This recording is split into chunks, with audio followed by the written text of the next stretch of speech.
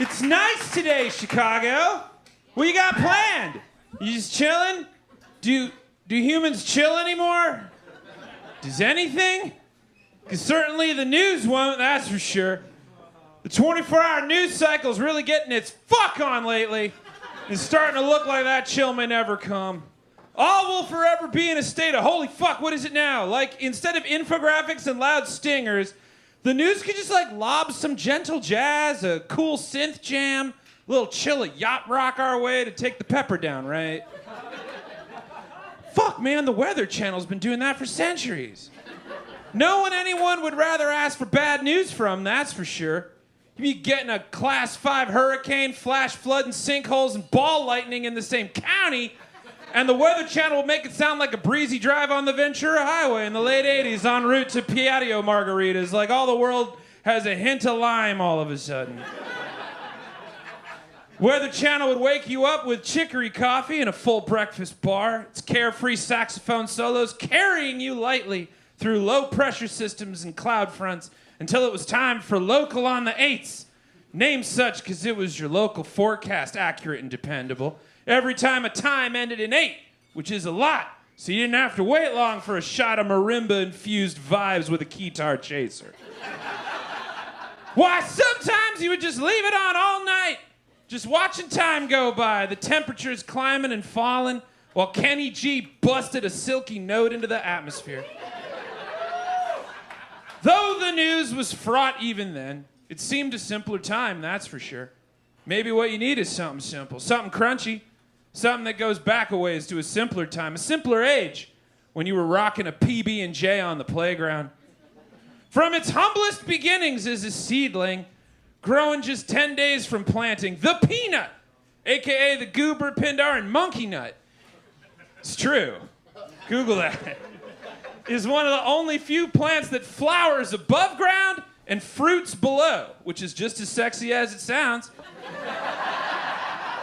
Until you find out that the bud grows out and then down into the soil, forming a stem in a process the sweet, naughty scamps of botany call pegging. Which is why it is classified as a bean. In this instance, pegging does not produce a nut.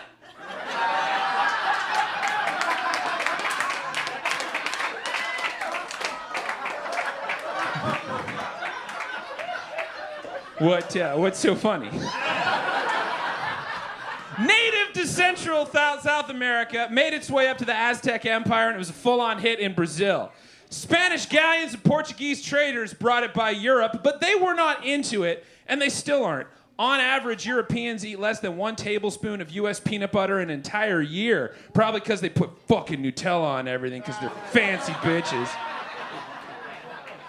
Peanuts did go viral in Africa, though, which is how it got to the U.S. See if you can figure out how. Disclaimer, if you're in Arkansas, Florida, Idaho, Iowa, New Hampshire, Oklahoma, and Tennessee, it will not be in your textbooks. You're going to have to Google that one.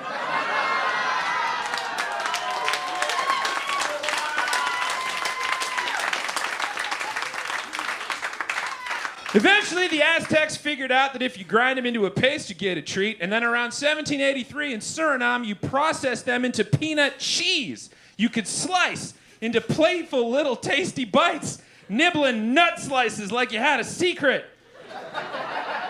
Until Marcus Gilmore Edson, Joseph Lambert, and John Harvey Kellogg. Yes, that Kellogg. You're on it. Calm down, eat your cereal.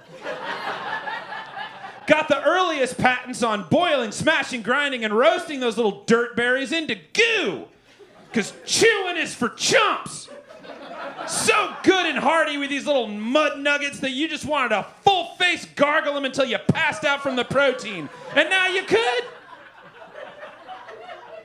This gave way to the most wholesome of activities, and most Europeans would argue most American of activities. The aforementioned peanut butter and jelly Sammies on the playground. But like all things in America, the longer you play with it, the more likely you are to break it or deregulate it. And now, there's a Salmonella outbreak in Jif peanut butter products out of Lexington, Kentucky. Yeah, I got quiet because I said products. But I meant to say was products. I'm not European. Anyway, guys, this is serious. There's a salmonella outbreak. The first person in the outbreak was in February 2022, and now around 14 people have gotten sick from eating particular Jif peanut butter products across 12 states. If you or anyone you know are currently eating peanut butter, check the lot number under the best if used by date. And if the first four numbers are between 1274 and 2140, and then you get a 425 right after that, toss that batch of monkey nut in the fire, for it is haunted. And nobody needs that right now. We got a lot going on. That's all true, by the way. Check your peanut butter. On May 20th, 2022, the J.M. Smucker Company issued a voluntary recall of the contaminated products sold in the U.S. And since they sound like a front for a bootleg operation run by a 1930s cartoon gangster, that wasn't much of a shock that they were poisoning people, however accidentally, but that's for the Batman to decide. Over 49 Jif products, and it's called Jif, not GIF, in case we're still doing that joke. Because I don't know. We're all in the original recall, including Crunchy, Creamy, and Squeezable, which coincidentally is also the name of my OnlyFans page. Get after me, I'm horny too. Horny too. And now it's looking like the peanut butter has spread smoothly and evenly to other brands, like Albertsons and Del Monte's PB&J. Is there no one safe? These companies that are issuing Jif-related recalls include Wawa, Country Fresh, Coblin's Chocolates, and Fudgementals. Fudgementals. Because if there's one thing we can't be fucking up on in the game of life, it's the Fudgementals.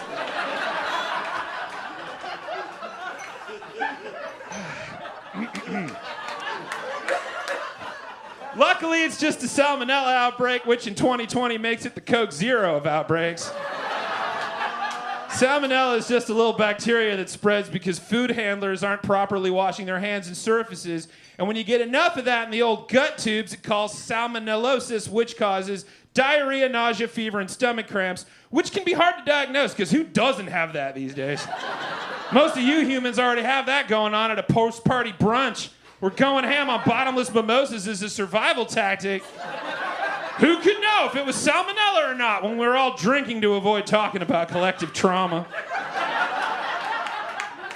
But if you find that it goes on 6 hours or 6 days after face-fisting a jug of Jif peanut butter with the wrong numbers on the back, maybe it's time to call your doctor and toss that bean jam out the window. Once you've found and eliminated said tainted nut butter, the CDC recommends washing and sanitizing any surfaces or containers that might have come into contact with the peanut butter, which, incidentally, if they'd been doing in Lexington, Kentucky, we wouldn't have a fucking outbreak in the first fucking place. Are we still not washing hands? I thought that we agreed that was the thing we're gonna do, humans. What the fuck? What happened to the hand sanitizer? Y'all just leave the bottles open to celebrate the mask mandate lifting like a New Year's celebration for hypochondriacs? Just kidding. Hypochondriacs would have washed their fucking hands. Fortunately for most, salmonella is not fatal. So if you find yourself in a situation where you've been crushing PB Sammys outside on a nice day such as this, and you find that your mashy nut goo is poison, you just need to rest and drink water. And lucky for us, that Smuckers is a rare organization, that though their product is a beloved piece of Americana protected by a long history in this country and of this country, has the foresight to recall its sales when it's causing greater harm than good. It's a nice day, Chicago. There should be no need to dwell on horrible, poisonous, bacterial things in this world. We should be chilling and munching while the Weather Channel ticks away the numbers with carbonated jazz back in the day when all we had to worry about was where we were going to wash the sandwich down with. But the weather and the news these days go together like peanut butter and salmonella, that's for sure. I love you. Good night.